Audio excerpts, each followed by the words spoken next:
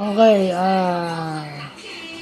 multi-channel fulfillment at saka omni-channel fulfillment. So, yung multi-channel fulfillment, yun yung ginagamit ng Amazon na nakategorize yung kanilang nakakategorize yung kanilang mga binibenta at single inventory lang yon. So, lahat ng product nila nakakategorize and then single inventory. Pag sinabi mo namang omni-channel fulfillment, isang order fulfillment process lang ang ginagamit. Kaso ang maganda doon, kahit saan ka umorder, kahit saan sa mundo, o kahit saan lugar sa buong Pilipinas, halimbawa,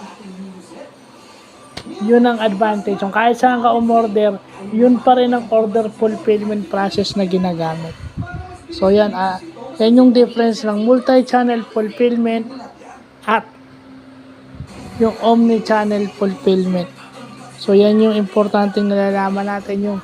Yung sales by product naman, category by sales. Categorized by sales. So yun lang yan.